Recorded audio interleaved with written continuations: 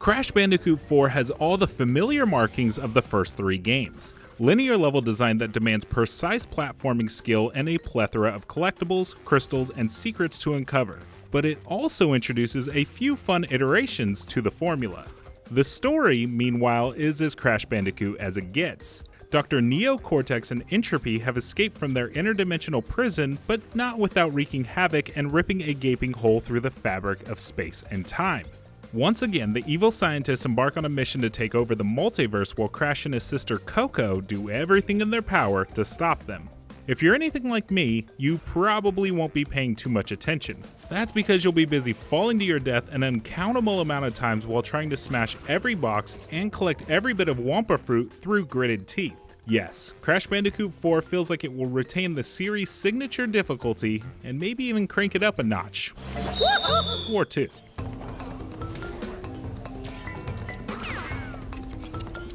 My death count quickly added up, admittedly, but I wanted to keep trying. Thankfully, my number of tries was not limited to the number of lives I had, because there was 2 modes, Modern and Retro.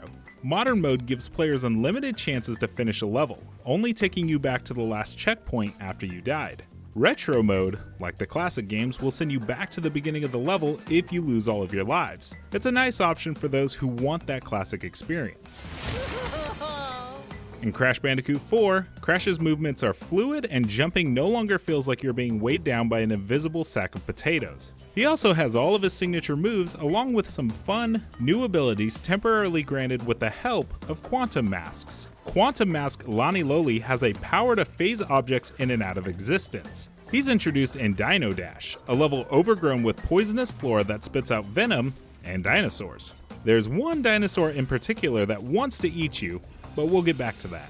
Lani Loli's power assisted me in getting Crash safely across a long winding vine suspended over a canopy of trees in Dino Dash. The circle button let me alternate between hanging below the vine and standing on top of it, while Lani Loli's power let me phase in crates to break them while phasing out pesky obstacles that threatened to knock Crash off his path.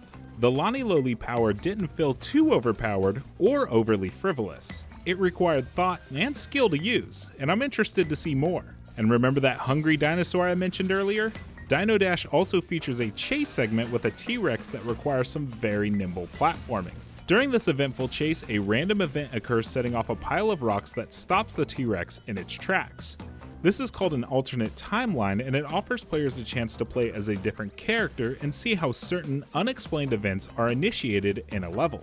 In the alternate timeline in Snow Way Out, you play as Neo Cortex. He only has a single jump rather than Crash's double, and instead of a spin attack, he fires his polymorphing blaster at enemies. The first blast turns them into a stone platform, while a second shot reduces them to a gelatinous cube and convenient bouncy surface. Couple this with Cortex's jetpack dash move, and suddenly there's almost a new but still quite engaging platformer thrown into the mix. Cortex's portion still required precise timing and a little platforming experimentation, but in a new, rewarding way.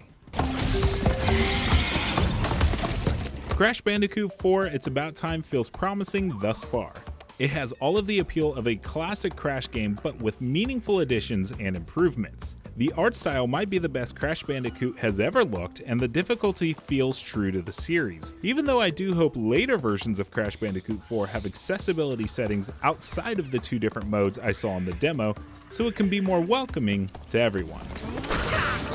For more on Crash 4, check out the official trailer, and of course for everything else in the world of gaming, stick with IGN.